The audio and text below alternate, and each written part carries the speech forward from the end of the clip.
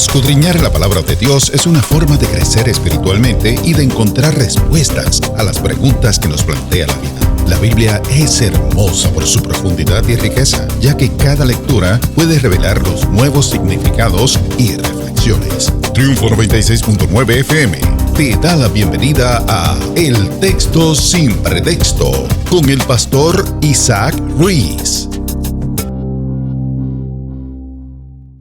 Que la gracia y la paz del Señor sea con cada uno de ustedes en este maravilloso día que nos regala el Señor.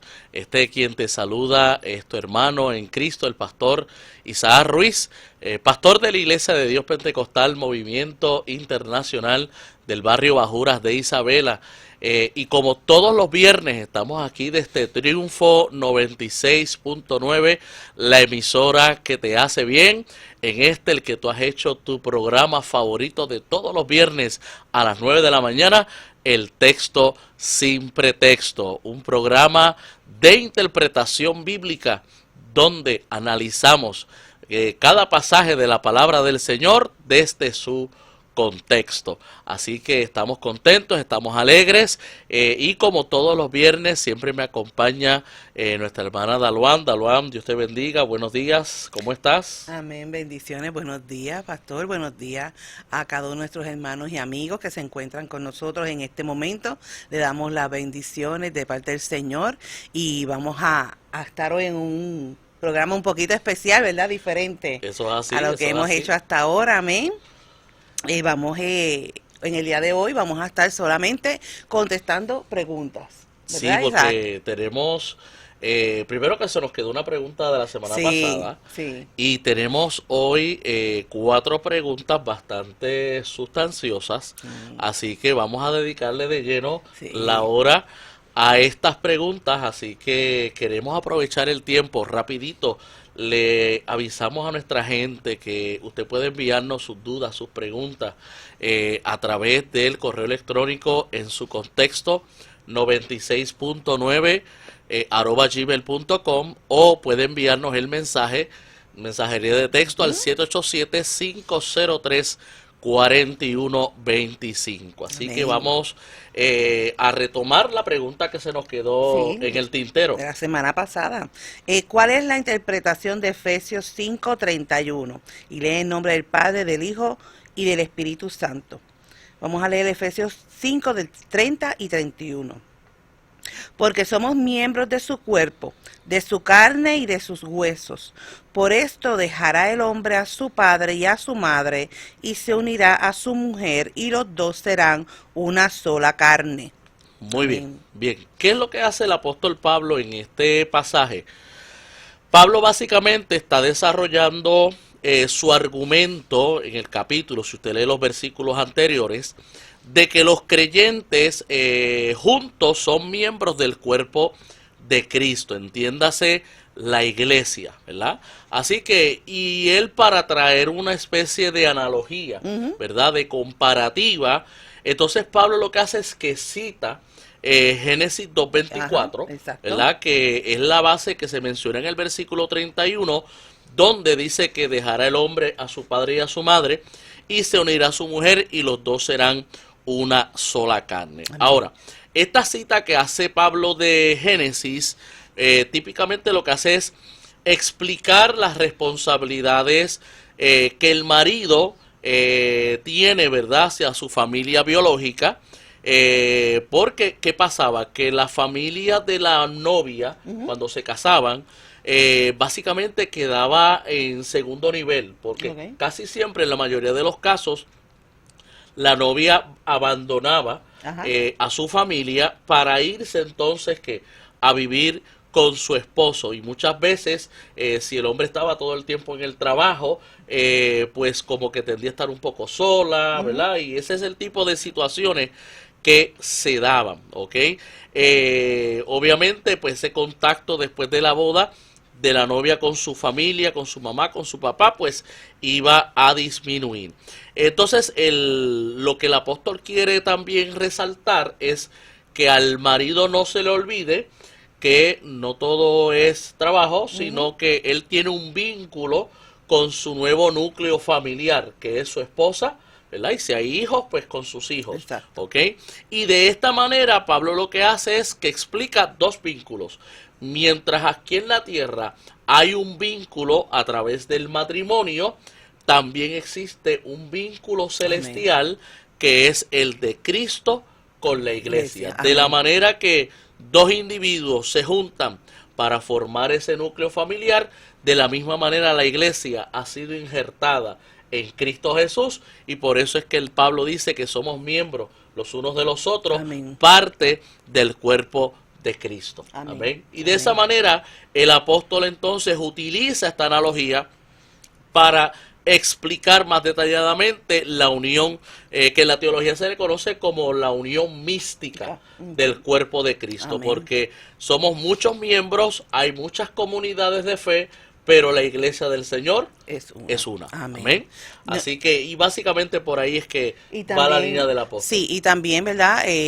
Hoy en día nosotros tenemos vehículos, pero en ese tiempo no habían autos, no habían aviones, no habían trenes, así que era difícil casi siempre culturalmente, cuando se casaban, no siempre eran de las mismas regiones, así que casi siempre la mujer iba a casa de su esposo, ¿verdad? Exacto. A la región donde vivía su esposo, y entonces pues también esas situaciones pues estaban en conflicto. Sí, no, y acordémonos que para casarse en el uso oriental, no es que tú te ibas a vivir rentado. Exacto. No, tú tenías que hacer casa.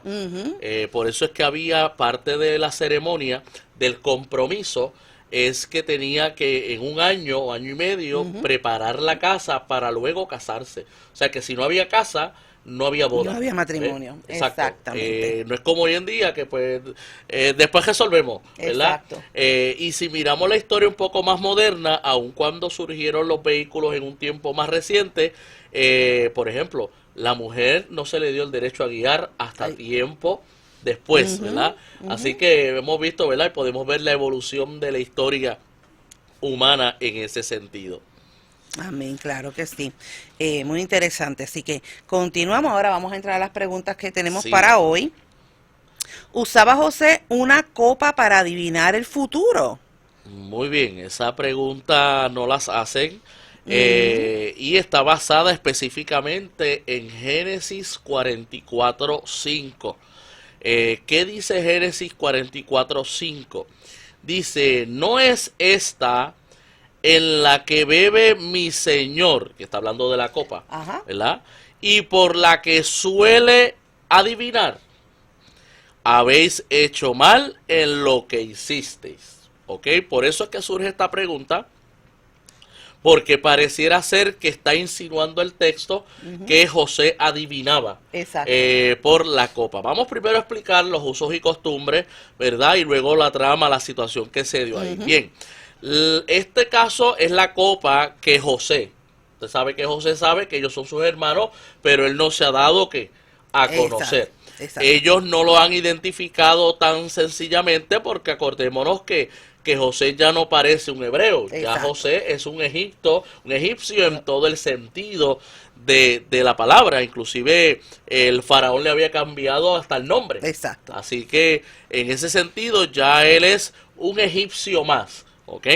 Entonces, ¿qué él hizo? Pues él puso mandó a colocar esta copa en el costal de Benjamín, que es el hermano menor. Acordémonos de que él era el menor cuando sus hermanos lo vendieron. Ahora él quiere probar a sus hermanos poniendo en una situación parecida a su otro hermano, que ahora es el menor de todos, Benjamín, al cual él no conocía, ¿verdad? Porque no había nacido en ese momento. Entonces, ¿qué sucedía? Que en la época de Egipto, en este momento histórico, se usaba esas copas para leer como hoy en día. En muchos lugares te leen las hojas del té. Sí. Algunos te leen, por ejemplo, la borra del café. Algunos te leen los caracoles, ¿verdad? Sí. Esas prácticas son tan antiguas como el mundo. O sea, desde que la astrología surgió, la hechicería y ciertas prácticas, pues siempre el ser humano ha buscado la manera de cómo adivinar el futuro, cómo saber lo que le depara. Ahora, Exactamente. uno de los mecanismos usados en esta época era el derramar aceite en el agua Ok. para ver qué forma tomaba. ¿Ok? En vez de la borra del café, Ajá. como lo harían en los tiempos modernos, echaban aceite. Usted sabe que el aceite y el agua no mezclan. Ujú. Y a esta práctica se le conocía como leconomancia. Leconomancia. ¿Ok? La leconomancia es un método de adivinación que implica la interpretación de patrones o de sonidos producidos por objetos en un recipiente con líquido. O sea, que le echaban agua, le echaban aceite, Ujú. le echaban piedras preciosas allá adentro, Ok. venían el envase. Entonces esos ruidos, al que dice que las veníaba, pues tenía que interpretar qué querían decir esos sonidos, ¿verdad? Y en base a eso, la persona que pues decía que te depara, si este año te casas, si este año recibes el dinero que estás esperando, Bendito cosas así sea como el esa, ¿verdad? Así se daba la cosa. Qué esperanza. Entonces, según los artículos que estuve leyendo sobre el tema, este procedimiento pues se utilizaba con las piedras preciosas, tenía que ser en una especie de copa o vasija ancha. Ok. ¿Ok? Sí, para que hubiese Y movimiento. también que fuera poco profunda, no Ok. podía ser muy honda, para ver entonces qué sonidos producían e interpretar los mismos. Otra variante de esta técnica es la que se conoce como la hidromancia. Ok. La hidromancia consistía básicamente en vertir gotas de aceite en el agua y observar entonces esos patrones, ¿verdad? Ejemplo, usted pone aceite y tenía que mirar a ver qué forma tomaba el aceite dentro del agua. Así que esa es otra de las variantes que existía en esta época. Otros métodos más populares de la adivinación que se usaban en ese tiempo, estaba por ejemplo la configuración de las entrañas de un animal. Se tomaba un animal, se mataba, se sacrificaba, se le sacaba todas las entrañas y se colocaban en esa mesa para ver qué decían las entrañas del animal. ¿Ok? Así que, o también, que es lo que hoy conocemos como la astrología, que es el movimiento de los cuerpos celestes, que las constelaciones, los planetas, etcétera, que eso es para que usted vea que la práctica de la astrología es tan antigua como la civilización. Ahora, se sabe que la leconomancia era usada en los tiempos de José, porque se atestigua en muchos escritos de Babilonia relativos a los usos y costumbres de Egipto en esa época. ¿Okay? Ahora, vamos al asunto. Tenemos que entender que José ha establecido un plan para enfrentarse a sus hermanos que lo vendieron muchos años atrás. ¿Ok? José en estas alturas se conoce como Safnat Panea, ese es su nombre. No se llama José. Bien fácil. Ok, Safnat Panea, si alguien necesita poner un nombre a algún nene que nazca por ahí, No, por favor. Safnat Panea. ¿Y qué pasa? Que él tiene que fingir ser un egipcio en todo el sentido de la palabra. O sea, eso es lo que está sucediendo ahí, porque si vamos a la misma escritura, la Biblia deja claro que José recibe sueños. Exacto. ¿Verdad? Y es por la iluminación de Dios en él que él los interpreta y que él sabe lo que hay que hacer cuando fue el caso, ¿verdad?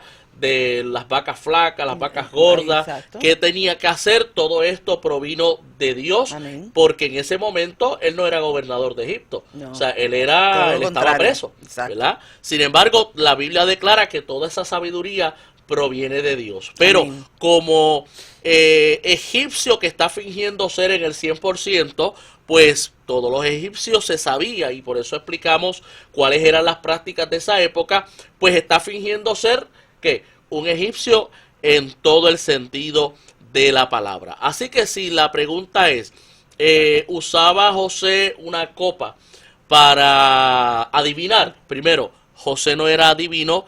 Los que servimos a Dios recibimos el toque del Espíritu Amén. Santo, y el Espíritu Santo nos ilumina, nos da el discernimiento, nos da la palabra correcta, y como lo hizo con José, lo hace en el tiempo actual. Así Amén. que eso es importante. Así que quien le quiera decir, mira, José usaba lo que usan hoy en día, pues no, simplemente usó eso como un medio para poder probar a sus hermanos que si usted sigue estudiando la trama, la trama se puso interesante porque los hermanos que quisieron su destrucción en el pasado ahora han cambiado, Sí, y defendieron. están dispuestos a Sí. todos ir a la cárcel, Exacto. y probar la inocencia de su hermano, porque Benjamín es el que es acusado. Sí. Así que todos están dispuestos a hacerle frente y obviamente no provocarle una tristeza adicional Nada más. a su Exacto. padre. Así que vemos, y eso es lo que está viendo José,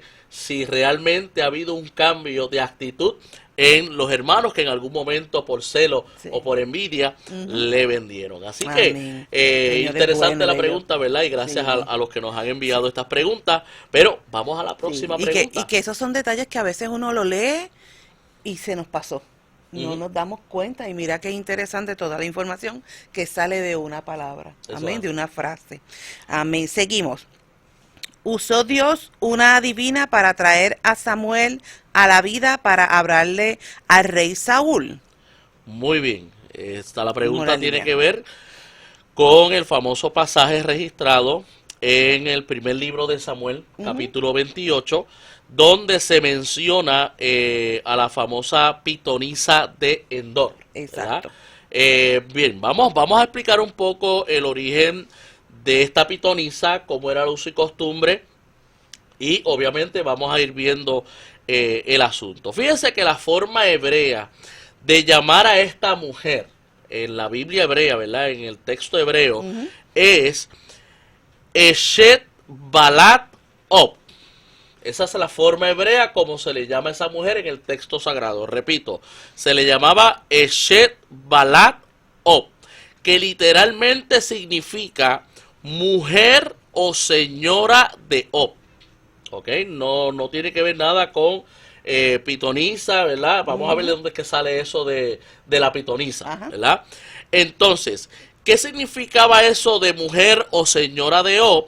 Era decir, una señora poseedora de un espíritu de conjuro. Eso es lo Ok. que significaba. Ok, propiamente hablando, una persona que tiene un espíritu de conjuro es lo que conocemos como una nigromante. O sea, una persona que consultaba a los muertos. Ok, luego la Septuaginta, cuando se hace la traducción de la Septuaginta al griego, se utiliza el término engastrímitos. Ok, repito, engastrímitos. ¿Y qué significa engastrímitos? Engastrímitos es básicamente ventrilocua. O sea, es una persona, tú sabes cuando los títeres, Exacto. ¿verdad? Los muñequitos, la persona que los manejaba, hablaba sin mover ¿qué? La boca. La boca, Habla sin ¿verdad? mover la Sino boca. que habla desde acá, Ajá, de la desde la garganta. caja torácica. Exacto. Pues eso es una persona que es ventrílocua, y eso es lo que significa esa palabra. ¿Por qué? ¿Por qué le ponen ese término? Porque se sabe por los libros de historia que las personas que adivinaban y que consultaban a los muertos, cuando caían en una posesión de ese Ajá. espíritu, pues no abrían la boca, sino que hablaban de manera ventrílocua. O sea, era el Ok. espíritu hablando a través de ellos, Ok. pero ellos no movían la boca. Era una especie de posesión demoníaca. Así que usted vaya pensando si dentro de eso cabe que fuera Samuel, ¿ok? Exacto. ¿Verdad? Así que Ok. estamos contestando y viendo el uso y costumbre, porque decimos, sí, era Samuel, pero, o sea, ¿a qué está respondiendo entonces si fue Samuel? Estamos hablando a una hechicera, ¿verdad? Una persona que practica este tipo de prácticas que han Cultismo, sido ajá. condenadas por la Exacto. Escritura.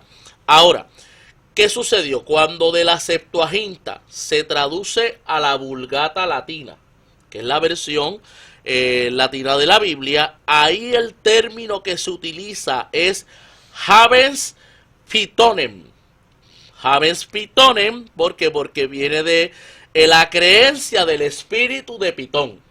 Ok. ¿Por qué? Porque en el mundo romano los adoradores de Pitón recibían la facultad de adivinar.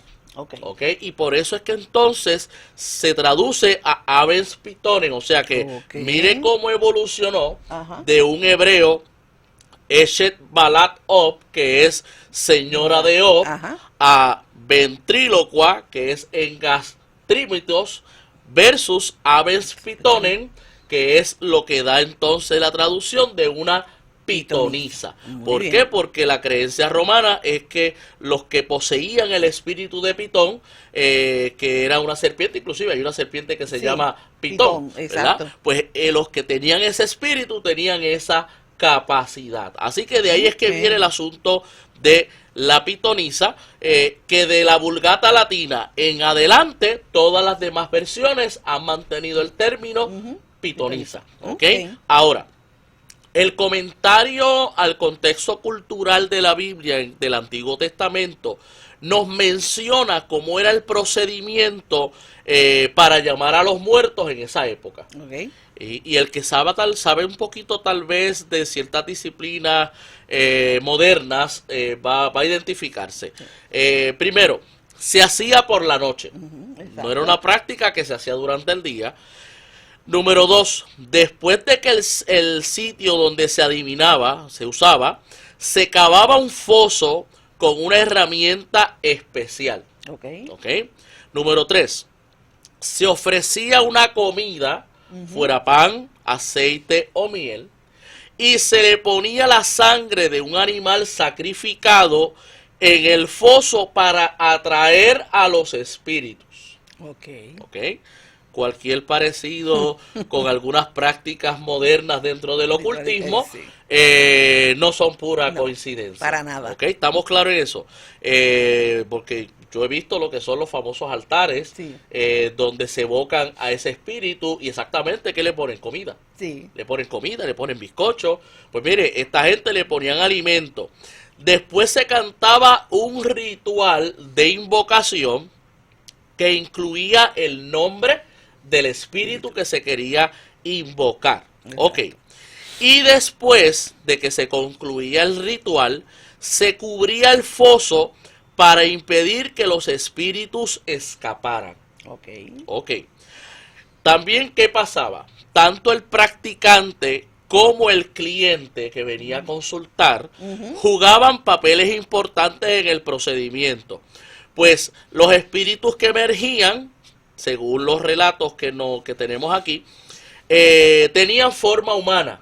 O sea que eran espíritus que tomaban forma, o entes, como le llama mucha gente, tomaban esa forma humana y generalmente podían comunicarse de manera directa con el cliente.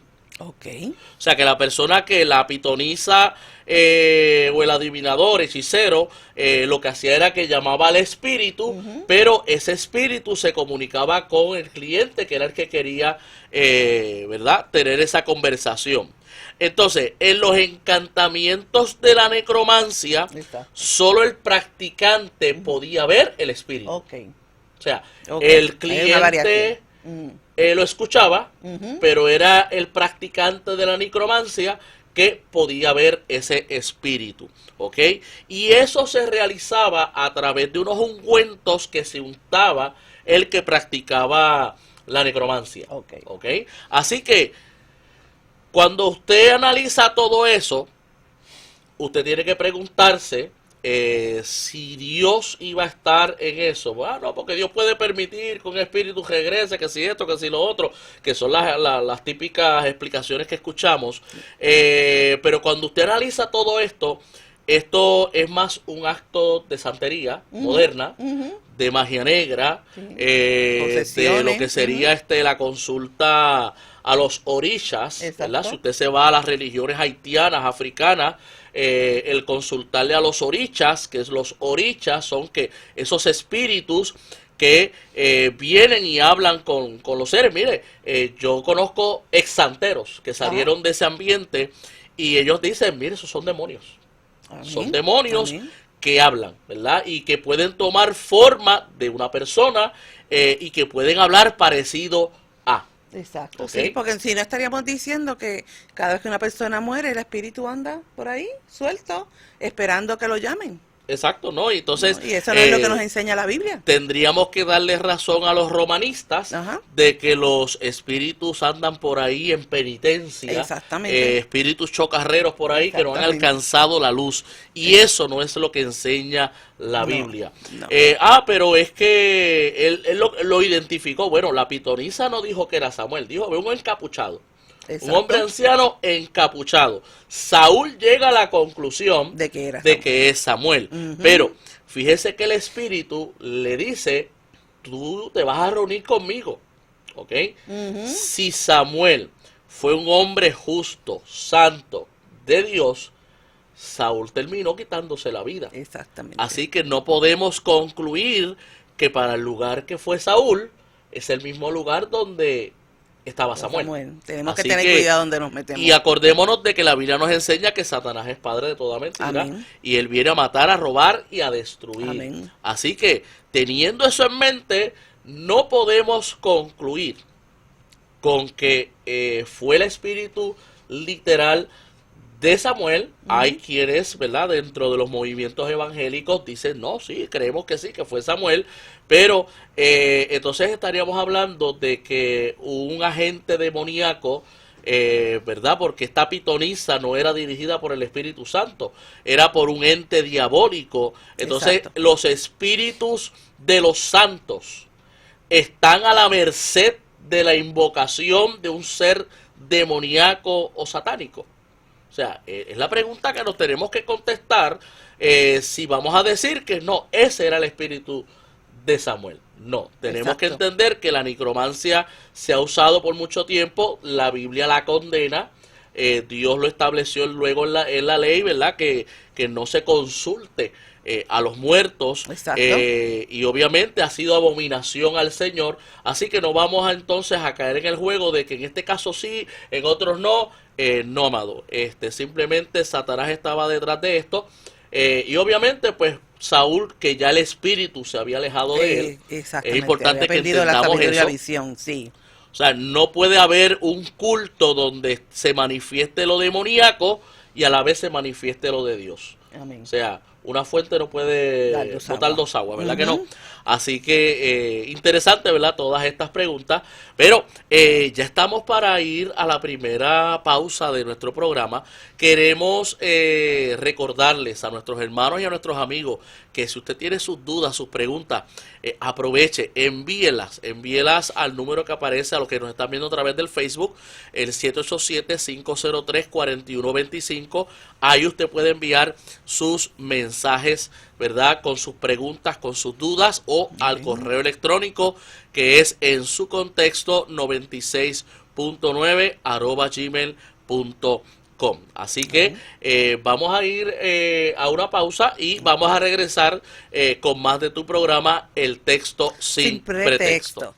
Estamos aquí de regreso en tu programa, El Texto Sin Pretexto, tu programa de interpretación bíblica donde semana tras semana analizamos la palabra del Señor desde su contexto. Y si te estás conectando en la segunda media hora de nuestro programa, te damos la bienvenida a nuestro programa. Quien te habla, el pastor Isaac Ruiz. Así que, pero antes, amados, de seguir con nuestras preguntas, queremos reconocer a los hermanos que siempre, semana tras semana, se conectan. Así que por aquí tengo, en primer lugar, como siempre, mi amada esposa, mi suegra, eso están ahí Amén. pegadas, ¿verdad? Pero tenemos desde New Jersey que nos saluda el hermano Michael Castro, tenemos Amén, a Melvin Michael. Rivera, tenemos a nuestra Amén. hermana Neri González desde Bajuras, tenemos al coordinador del Departamento de Educación Cristiana, nuestro hermano Carlos, del Distrito del Valenciano,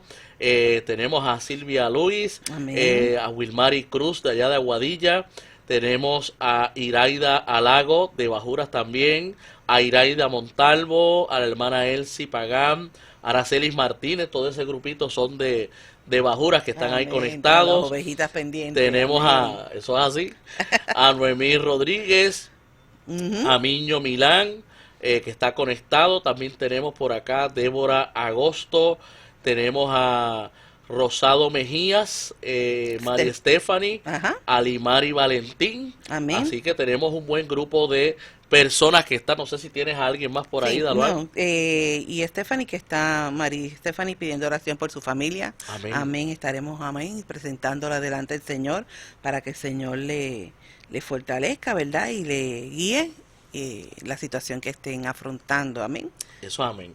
Amén. Así que pues vamos para la próxima pregunta que tenemos para el programa de hoy. Así que esa creo que es la número 3 La de 3. nuestro programa. Sí, vamos. ¿Quién es Zorobabel y cuál es su importancia en la historia de Israel? Muy bien, la figura de Zorobabel. Pues mire, el nombre, vamos a empezar por ahí con el nombre. El nombre Zorobabel viene del original Zerubabel. Ok. Ese es como se pronuncia originalmente, que significa brote o vástago de Babilonia. Ok. O muchos lo han traducido como hijo de Babilonia. Ok. ¿Ok? Y esto viene, ¿verdad? Luego se transcribe del acadio, este término se transcribe del acadio, que en el acadio sería Zerubabili, con Ok. acento en la A, ¿verdad? Y luego en la Septuaginta, que es la versión griega, es que entonces viene el término Zorobabel y Josefo, que Sí. es un historiador judío, Sí. lo llama Zorobábelos. Ok. Zorobábelos. Es la forma en que Josefo le llama. Pero ¿quién fue este Zorobabel? Zorobabel fue un príncipe de Judá y gobernador de Jerusalén. Él nació, como su nombre lo indica, ¿verdad? Durante el exilio de Babilonia, porque por eso es que es un vástago de Babilonia, o un hijo de Babilonia. Ok. Nace durante el cautiverio. Muchos de los historiadores lo identifican con Sesbazar. Usted sabe que parte de la dinámica de Babilonia es que a toda persona que tenía un nombre, ¿verdad? Por ejemplo, hebreo, pues se le cambiaba ¿qué? A un nombre caldeo, Ok. como fue el caso de Daniel y los 3 jóvenes hebreos, que a cada uno de ellos se les cambió el nombre. Era la manera de adaptarlos a la cultura Exacto. en la que estaban. Así que, pues estos historiadores, este famoso Sesbazar, dicen que es el mismo Zorobabel, lo identifican con Zorobabel, quien fue uno de los primeros en regresar a Judá. Se sabe que Zorobabel tenía descendencia davídica, por lo cual, pues lo capacitaba para ser de alguna manera dirigente de la nación, ¿ok? Y fue nieto específicamente del rey Joaquín, ¿ok? Fue nieto del rey Joaquín, y se dice que bajo el gobierno de Ciro II, ¿ok? Zorobabel dirigió el primer contingente de judíos, y este mismo Ciro le dio el título de gobernador de la subprovincia de Judá. ¿Ok? Así que, ¿quién era Ciro? Ciro no era, como se dice, un alma piadosa. Sí, porque la gente piensa que Ciro, que bueno fue. Inclusive Isaías lo llama, Dios lo llama su ungido. Exacto. Su Mesías. Pero donde resbalaba Ciro, se resbalaban 10. O sea, pero Dios lo usó. En un momento dado fue el instrumento de Dios para hacer que la nación regresara a su tierra, ¿ok?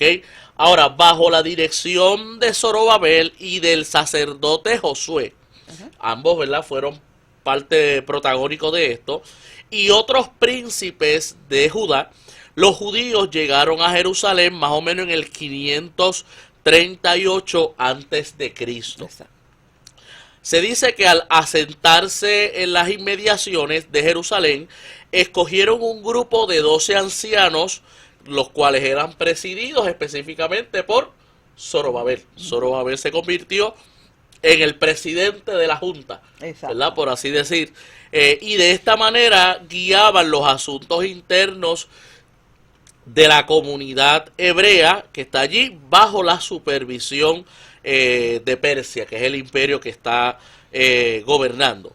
Ahora, levantaron rápidamente un altar sobre las ruinas del templo y llevaron a cabo sacrificios restableciendo el sistema de ritos y sacrificios como se había establecido en el Levítico.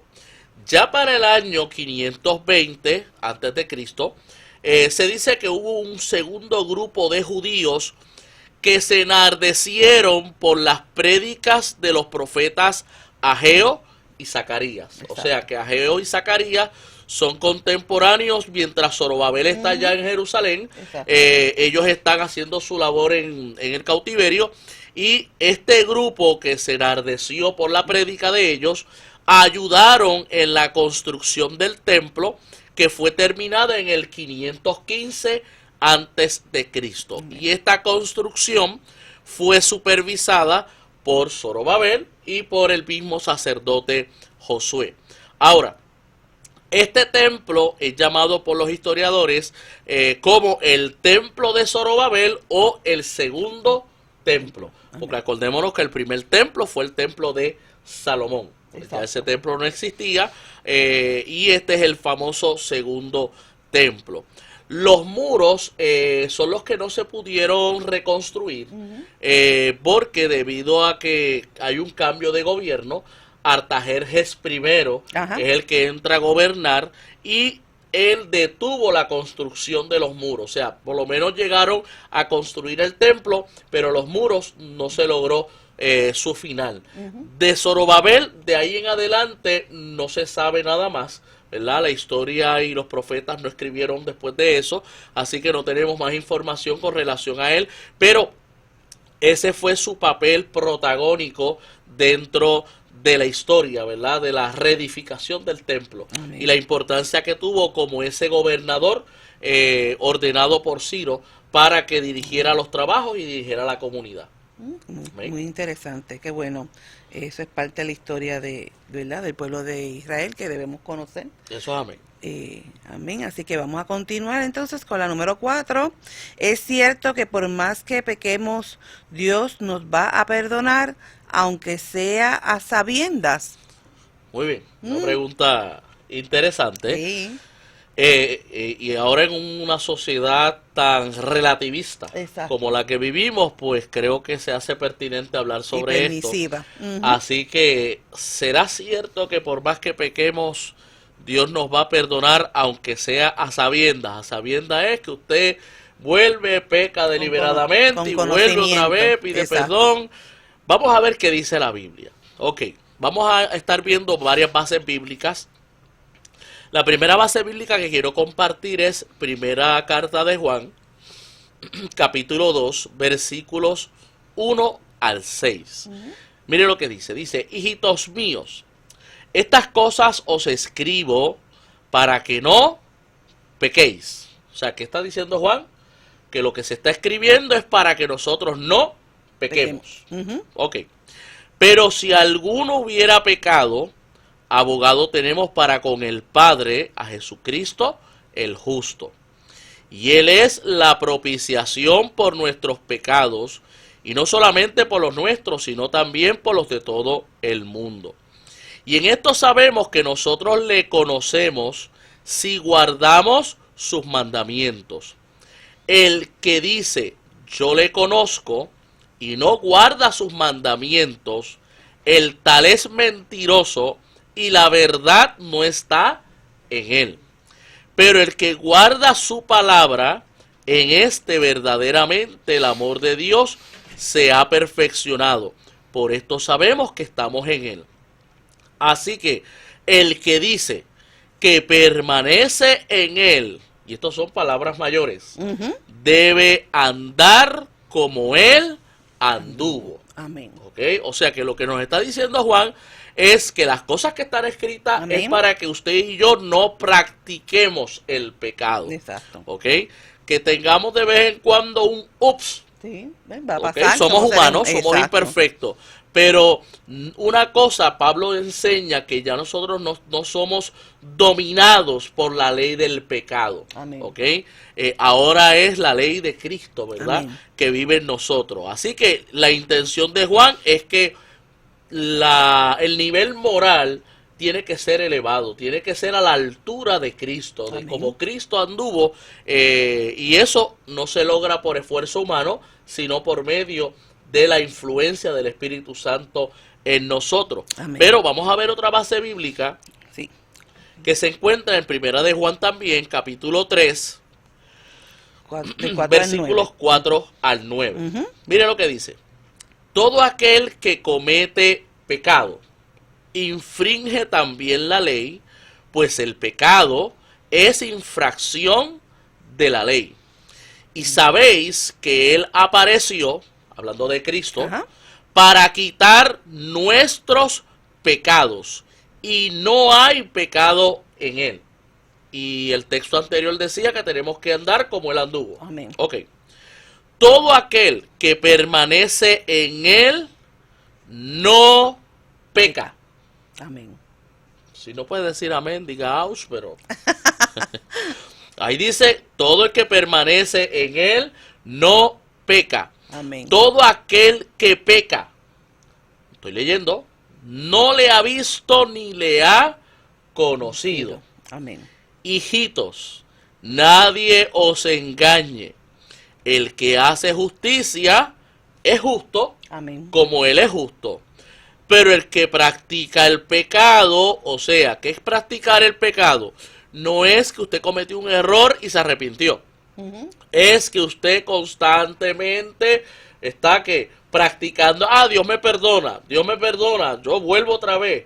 Vuelve el perro arrepentido, como diría un comediante. Es que si tú sabes, o sea, si tú tienes la constancia de que Dios te perdona, es que tú sabes que lo que estás haciendo está mal. Ujú.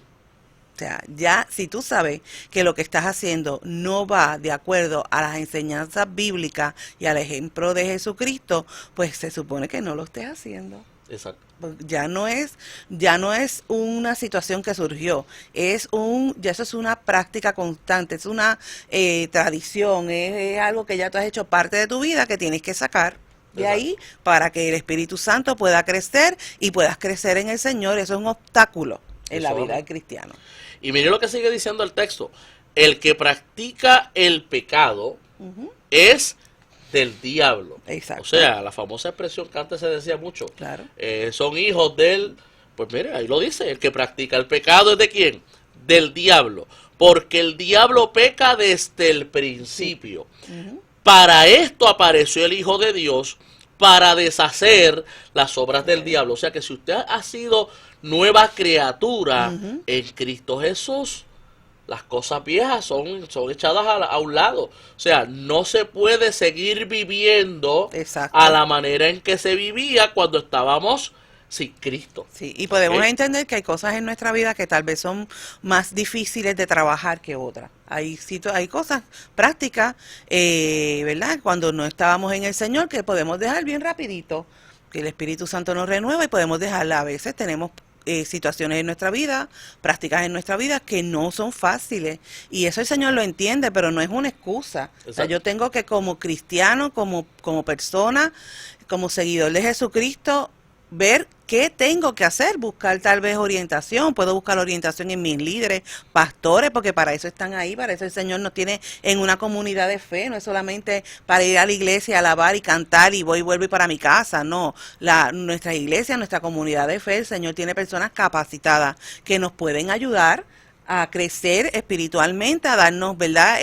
Ideas, guiarnos, para que estas ataduras, porque estos son ataduras, seamos libres de esas ataduras y poder seguir creciendo y llegar a ser a la estatura de Cristo. Y por eso es muy importante las disciplinas espirituales. Amén.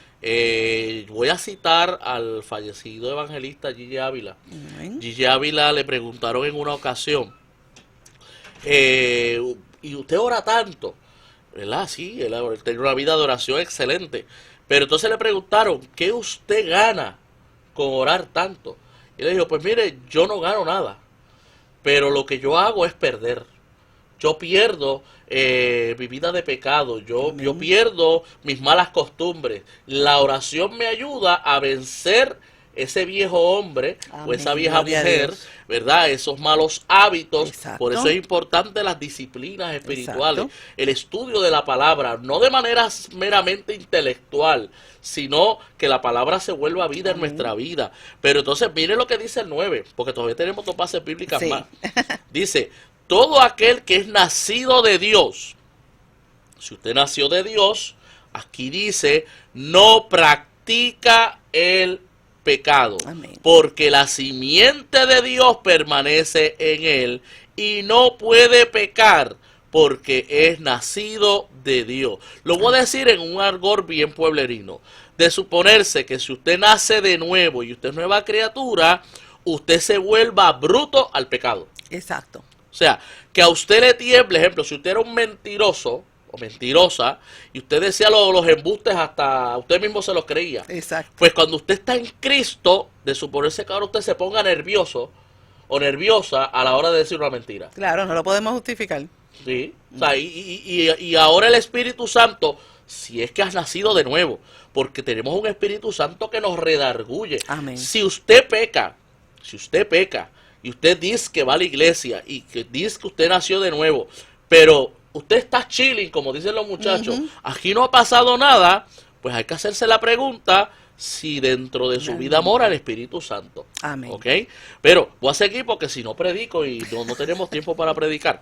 En Hebreos capítulo 2, versículo 1 al 3, dice, por tanto, es necesario que con más diligencia atendamos las cosas que hemos oído, no sea que nos deslicemos. Amén. Que la salvación no se pierde. Ojo, o como dice mi profesor, ojo al vivo. Amén. Ahí dice que me puedo deslizar. Sí. Ok.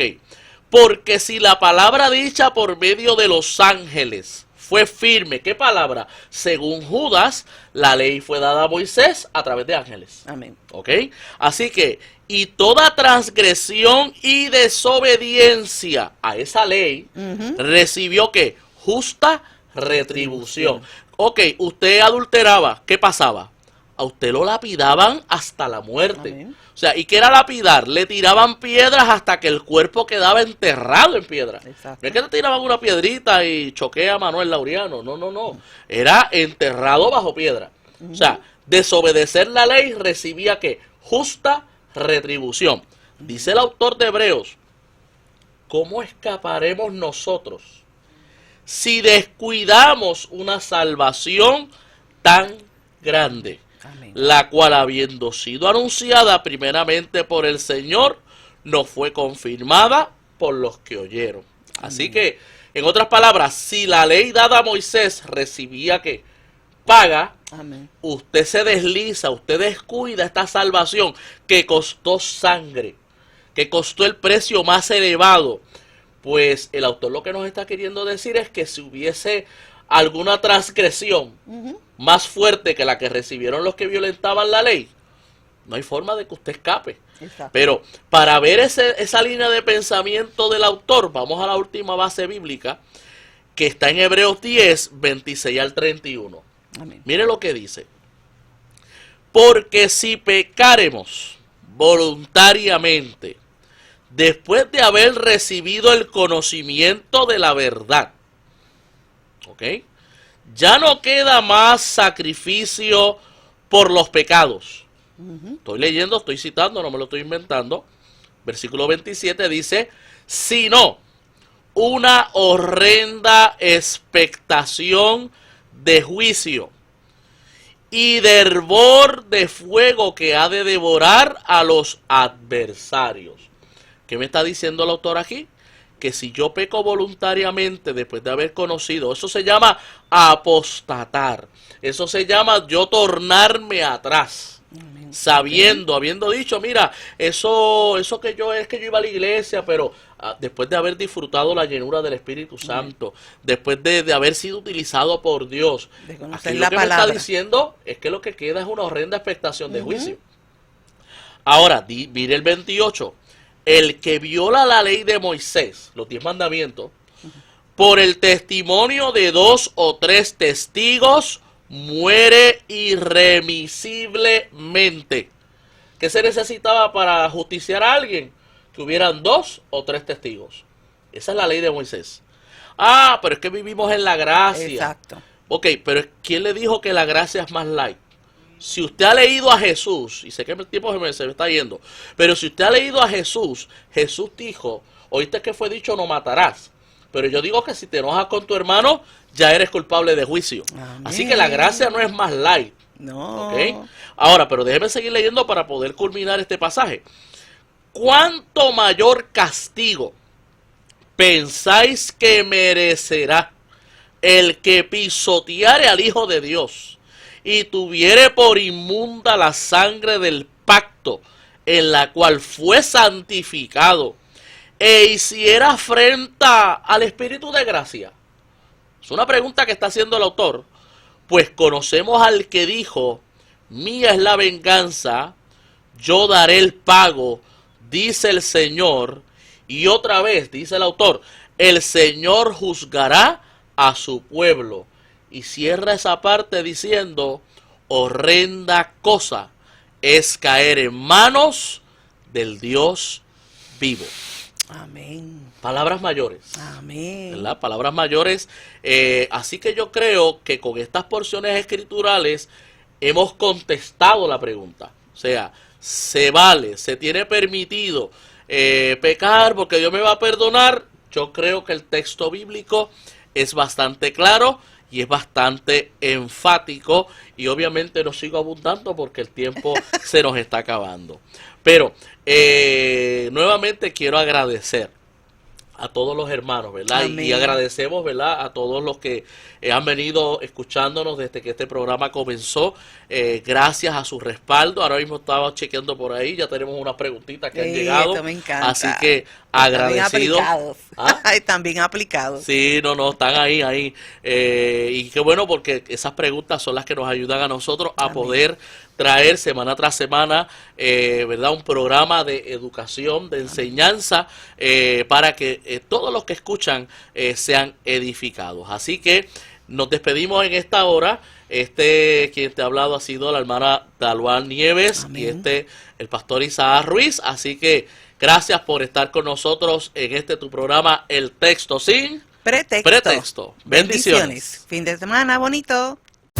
Triunfo 96.9 FM presentó al pastor Isaac Ruiz en El Texto Sin Pretexto. No olvide que puede enviarnos su pregunta, duda o comentario a la siguiente dirección electrónica: en su contexto 96.9 @gmail.com. Regresamos la próxima semana en El Texto Sin Pretexto.